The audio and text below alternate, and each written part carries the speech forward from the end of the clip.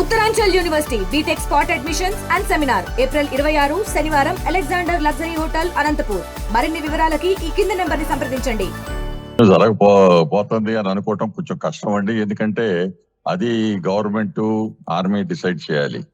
కానీ మనం ఏంటైతే గ్రహించాలంటే army always alternate plans ఏంటి ఆప్షన్స్ అన్ని ప్లాన్ చేసుకొని పెట్టుకుంటారు. ఆర్మీ అంటే army, navy, air force, military.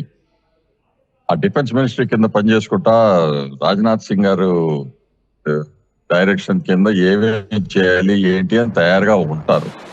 ఏది ఎప్పుడు అవుద్దో ఎట్లా అవుద్దో దానికి ఎట్లా మనం రియాక్ట్ చేయాలో అని ఆర్మీకి తెలుసు. కానీ ఒక మాట మీరు గుర్తుపెట్టుకోవాలి, ఇట్లాంటి ఇన్సిడెంట్ జరిగినప్పుడు చాలా సాడ్ అది. కానీ అంత ఎమోషనల్ అయిపోయి ఎమోషనల్ గా రియాక్ట్ చేస్తే అది రైట్ కాదు. ఈ తఫా చిన్న చిన్న దెబ్బలు కొట్టి ఇది సర్జికల్ స్ట్రైక్ అని ఇది ఇట్లా ఊరిలో చేసామని అట్లా పనికిరాదు. ఒకటేసారి సెటిల్ చేయాలి.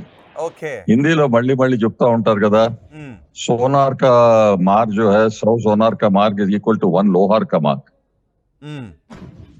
సో ఏది ఎట్లాంటి దెబ్బ ఎప్పుడు కొట్టాలో ఏంటో ఆలోచించుకుని చేయాలి. పాకిస్తాన్ మిజైల్ టెస్టింగ్ చేస్తా ఉంటే మనకే పర్వాలేదండి.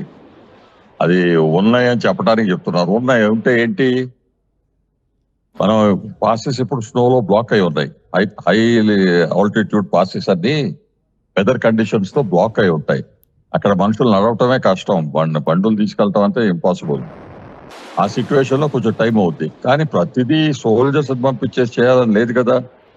ఇప్పుడు హూతీస్, హెజ్బోలాకి మన ఇజ్రాయెల్ వాళ్ళు ఎట్లా సెటిల్ చేశారు, మిజైల్స్ పంపించారు. మన దగ్గర మిజైల్స్ ఉన్నాయి, డ్రోన్స్ ఉన్నాయి. కానీ దానికన్నా ముందర first we have to prove with evidence that yes it is Pakistanis, yes it is Pakistani high command military వాళ్ళ ఇన్వాల్వ్మెంట్ ఉంది అని మనం రుజువు చేయాలి. మనం అనుకుంటున్నాం అది వేరే విషయం. బట్ రుజువు చేయడానికి పాకిస్తాన్ వాళ్ళు ఏమంటున్నారు, మాకు దాంట్లో సంబంధం లేదు, ఎవరో గ్రూపు టెర్రరిస్ట్ వాళ్ళు ఉంటారు, వాళ్ళతో మీరు డీల్ చేసుకోండి అని. మీరు ఇన్వాల్వ్ అయి ఉన్నారు, మీరు మాట్లాడుతున్నారు, మీ ఆఫీసర్స్ దాంట్లో ఉన్నారు అని చెప్పడానికి ప్రూఫ్ కావాలి. అది కొంచెం వరకు నిన్న డిజిటల్ కన్వర్సేషన్ రికార్డింగ్ లో కొంచెం తెలిసింది. ఆ ప్రూఫ్ సెటిల్ అయిపోతే ఇంటర్నేషనల్ గా చెప్పేసి Pakistan the government and the military is involved, వాళ్ళు ఇన్వాల్వ్డ్ కాబట్టి పాకిస్తాన్ ని టెర్రర్ స్టేట్ గా డిక్లేర్ చేస్తున్నాము అనే ప్రూఫ్స్ ని ఎలా ప్రపంచం ముందు పెడతాం? ఆ ప్రూఫ్స్ ని సేకరించాలంటే ఏ ఫార్మాట్ లో పెట్టే అవకాశం ఉంటుంది? చాలండి, అందరికీ చూపెడతాం.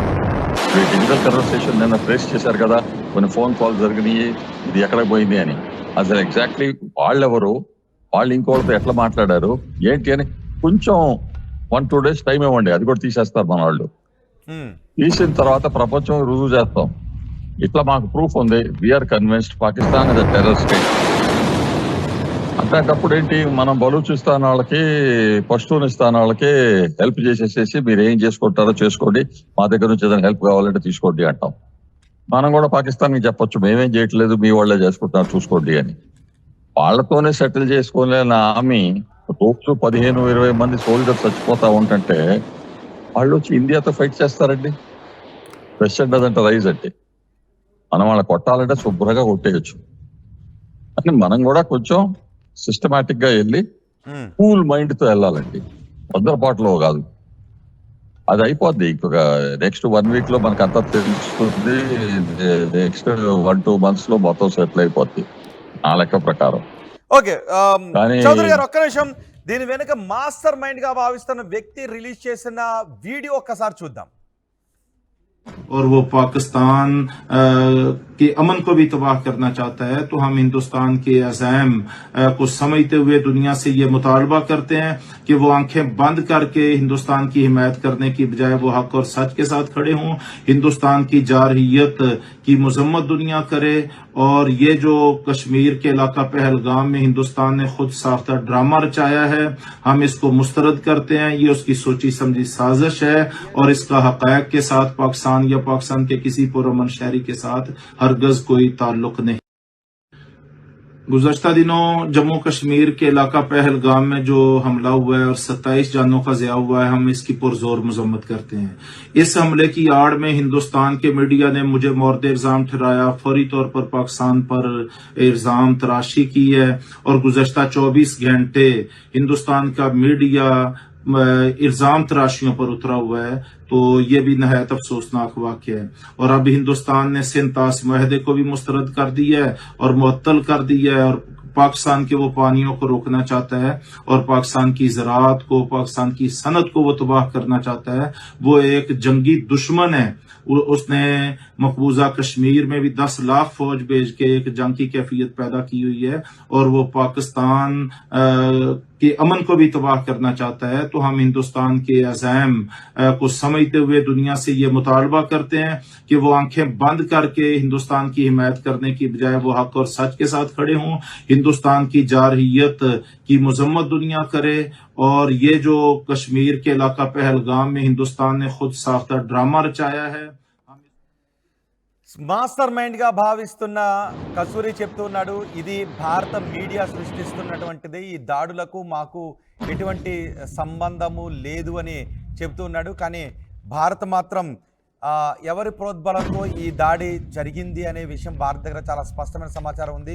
అందుకే పాకిస్తాన్ ఉగ్రవాదులపై కఠిన చర్యలు తీసుకుంటూ అవసరమైతే సర్జికల్ స్ట్రైక్ కూడా పాల్పడే అవకాశం ఉందనే చర్చ జరుగుతుంది. మోదీ కూడా చాలా స్పష్టంగా చెప్పారు, ఈ దాడికి సూత్రధారులు, పాత్రధారులు అందరిపైన కఠిన చర్యలు తీసుకుంటారు. పిటి చౌదరి గారు, ఈ దాడి మా పని కాదు అని చెబుతూ ఒక వీడియోని కూడా రిలీజ్ చేస్తారు. ఆ వీడియోని ఎలా చూడాలి? నేను కొందరు చెప్పాను కదండి, వాళ్ళు అదే అంటారు కదా, మాకేం సంబంధం లేదు, మేమేం చేయలేదు, ఇదంతా ఈ మీడియా చేస్తుంది, ఆ గ్రూప్ లో ఎవరైతే ఉన్నారో వాళ్ళతో డీల్ చేయండి, మాతో ఎందుకు అని అదే అంటారు. మనం అందుకనే చెప్పేది, కొంచెం ఎంతవరకు అయితే ఎవిడెన్స్ గ్యాదర్ చేసుకుంటావు. ఇప్పుడు సెర్చ్ అవుతా ఉంది కాశ్మీర్ వ్యాలీ మొత్తంలో, దాంట్లో కొంతమంది పట్టుబడతారు, చాలా వరకు చచ్చిపోతారు. ఎవరైనా వాళ్ళ యూనిఫామ్లు, వాళ్ళ బట్టలు, వాళ్ళ ఐడెంటిటీ కార్డులు, వాళ్ళ వెపన్స్ ఎక్కడి నుంచి ఉన్నాయి, ఎక్కడ దాచిపెట్టారు అవన్నీ తీస్తారు కదా. తీసినప్పుడు ప్రూఫ్ దొరుకుతుంది కదా.